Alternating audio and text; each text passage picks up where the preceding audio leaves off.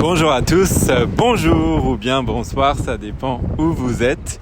Merci de me rejoindre sur ce nouvel épisode de mon podcast. Vous êtes nombreux à m'écouter, alors je voulais vous dire merci beaucoup, ça me fait très plaisir, c'est vraiment très sympa. Alors sans plus attendre, je vais vous annoncer le sujet, le thème de ce nouvel épisode de mon podcast. Alors le thème ce sont les expressions françaises. Donc aujourd'hui je vais aborder des nouvelles expressions françaises. Et puis comme d'habitude c'est un contexte, donc il y a un petit peu de bruit. Je m'excuse. Voilà, ce sont des conditions naturelles, il y a un petit peu de bruit autour de moi, il y a un petit peu de vent, des bruits de voiture, des bruits de plein de choses, donc voilà, c'est très naturel. Alors, donc les expressions françaises. La première expression dont je veux vous parler aujourd'hui, eh bien c'est une expression assez drôle si je puis dire. C'est en faire tout un fromage. En faire tout un fromage. En faire tout un fromage. Alors je vais vous expliquer cette expression. Bien évidemment, faire, ça veut dire créer, accomplir quelque chose entre guillemets. Donc voilà, faire, vous connaissez le sens de ce verbe. Un fromage, eh bien c'est un fromage évidemment.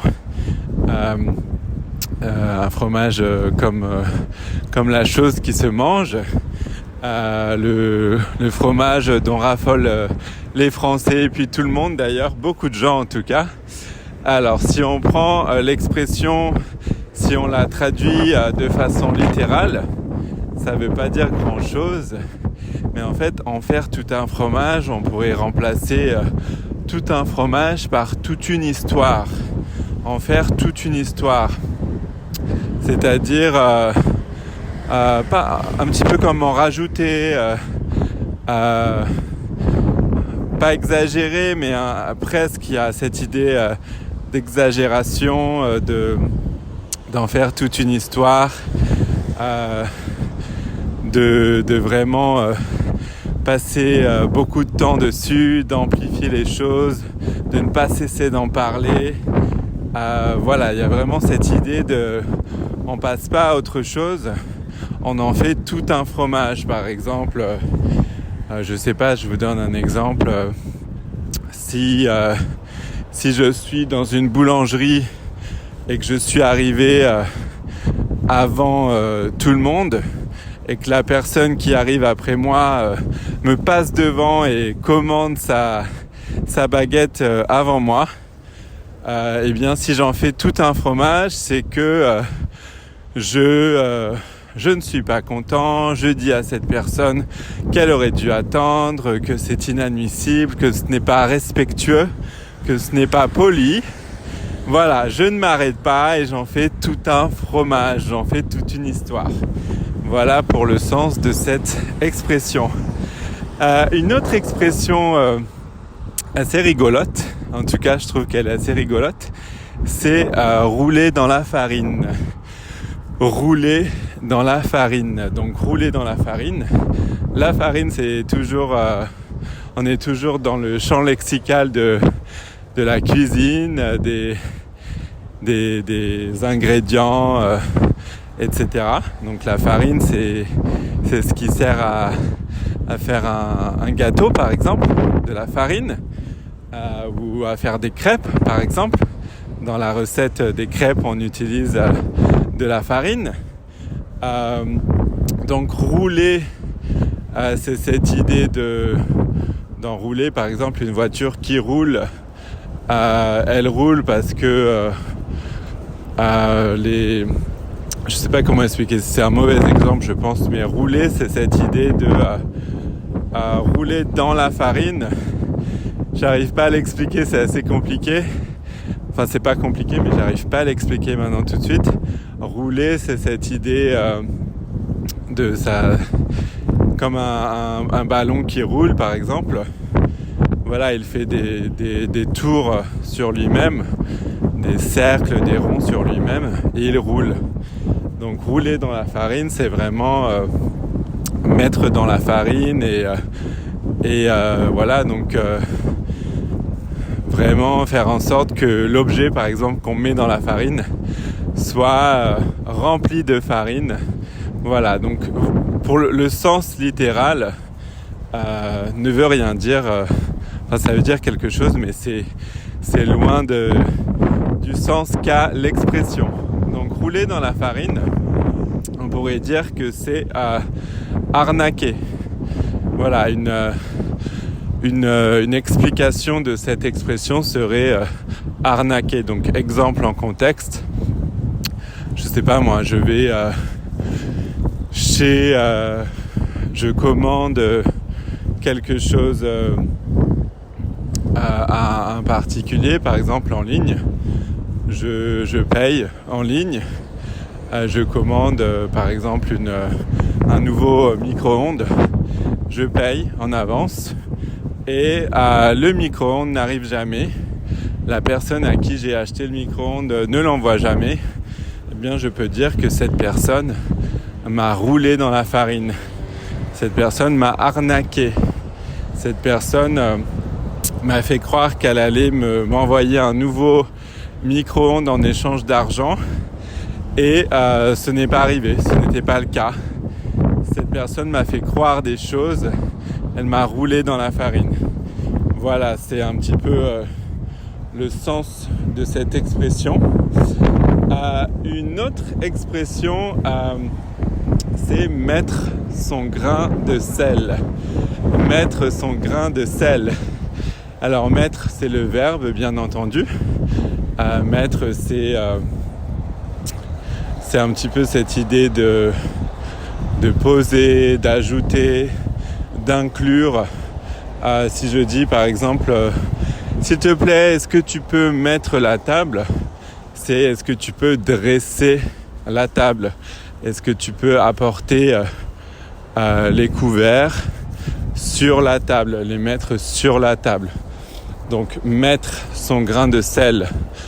Grain de sel, on comprend ce que c'est.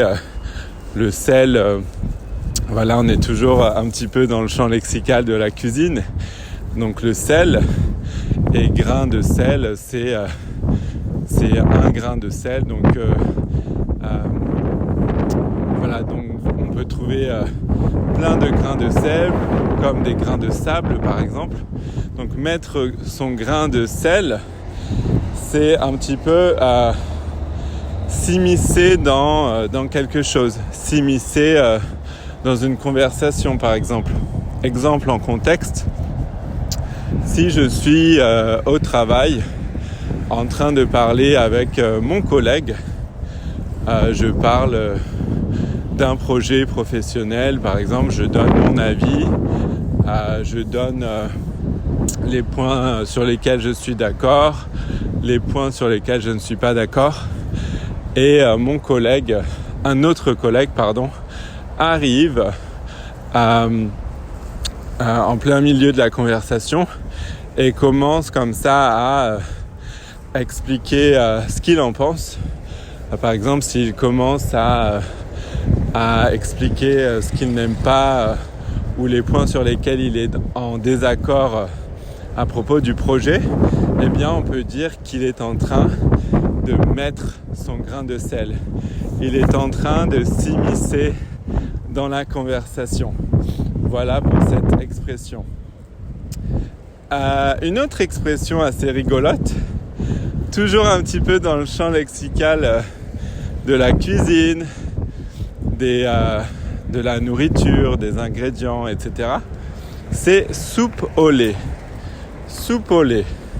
Alors soupe au lait, donc la soupe, c'est comme ce qu'on mange, le plat, une soupe à la tomate par exemple, vous connaissez, je pense. Et le lait, c'est la boisson, le liquide qu'on boit le matin par exemple avec des céréales. Voilà, donc soupe au lait. Les deux les deux, donc soupe et lait sont ensemble dans la même expression. Donc on comprend pas trop ce que ça veut dire. Littéralement, on comprend pas trop ce que ça veut dire. Eh bien, soupe au lait, ça veut dire qui change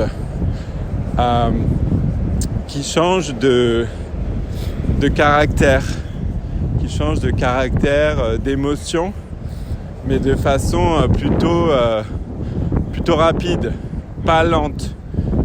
Voilà, qui change de caractère de façon assez rapide. Exemple en contexte, quelqu'un qui passe d'un état joyeux à un état plus grincheux, par exemple, on peut dire que cette personne est, si on peut dire, il est soupe au lait, par exemple. Voilà pour cette expression qui est assez rigolote. Voilà, donc on est resté plutôt dans le champ lexical des ingrédients, de la nourriture, de la cuisine, etc. Je voulais vous parler un petit peu de ces expressions aujourd'hui. Voilà, je vais m'arrêter là. Je vous remercie beaucoup de m'avoir écouté encore une fois. Et encore une fois, je vous souhaite de passer une bonne journée ou une bonne soirée, ça dépend où vous êtes. Et je vous dis à la semaine prochaine pour le nouvel épisode de mon podcast Spoken French with Eddie, du français en contexte et naturel, bien évidemment. Merci beaucoup, au revoir.